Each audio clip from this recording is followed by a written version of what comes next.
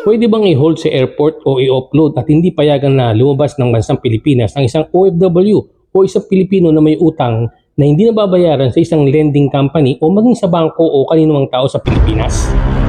Yan ang tanong ng isang OFW na magbabakasyon sa Pilipinas na itago natin sa pangalang Jan. Ang tanong niya, "Hi boss, paano kapag may utang ako sa Pinas? Kapag hindi ko nabayaran, pabalik na ako sa Saudi, ask ko lang po." Ayon sa ating kababayan na OFW, siya ay umutang sa isang lending company using lending apps na nag-o-offer ng mabilis na loan sa mga OFW ng halagang 10,000 pesos. Pero dahil sa hindi niya ito nabayaran on time, siya ngayon ay sinisingil ng 46,000 pesos at pinadadalhan ng mga demand letters at sinasabing kakasuhan siya ng estapa. Narito ang kopya ng mga demand letter na natanggap niya sa kanyang email. Kaya si kababayang OFW ay nangangamba na kung siya ay magbabakasyon ay hindi na siya makakabalik pa sa Saudi dahil baka siya ay harangin sa airport o ma-offload. Maraming mga kababayan natin na OFW na nasa ibang bansa tulad ng Saudi Arabia, UAE, or particularly sa Dubai o saan mang bansa sa Middle East na nangutang o nag-guarantor lang sa utang ng iba at nang hindi makabayad ay na-hold sa airport at hindi na makalabas ng bansa at hindi makauwi sa Pilipinas at ang iba ay nakulong pa.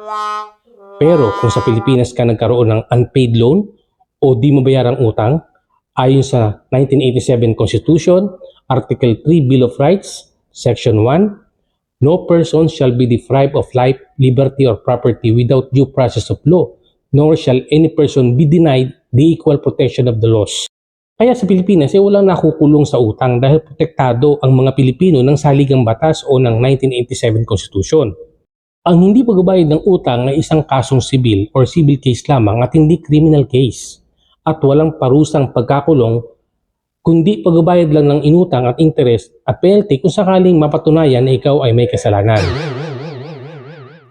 Sa kaso ni Jan na nagtatanong sa atin kung siya ba ay maaring i-hold sa airport kapag siya ay babalik na sa Saudi after niya magbakasyon, ang sagot ko ay depende.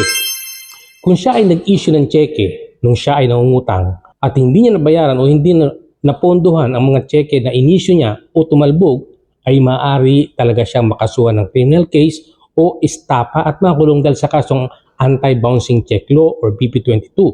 At maaaring magpalabas ang korte ng whole departure order sa immigration sa airport sa Pilipinas para siya ay huwag payagan lumabas ng bansang Pilipinas. Kaya dyan, bago ka umalis ng Pilipinas, may 3 bagay kang dapat gawin.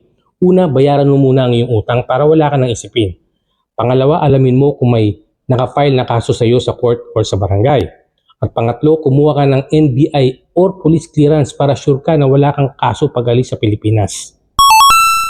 Kaya ang mayapayo ko sa mga OFW, huwag kayong basta-basta papatol sa mga lending na nag-offer ng loan dahil tiyak na ihaharas kayo niyan kapag kayo ay hindi makakabayad on time gaya ng nangyari kay Jan. Sa iba pa nating mga kababayan na hinaharas at pinadadalhan ng demand letter at tinatawagan ang lahat ng contact sa kanilang mga mobile phone para lang maobliga na masingil o magbayad ang may utang. Tandaan natin, ang buhay ay walang rewind. Kaya anuman ang gagawin natin, dapat nating pag-isipang mabuti ang idudulot ito sa atin at sa ating pamilya. Kung meron kayong tanong ay mag-message lang kayo sa baba ng video nito. See you on my next videos.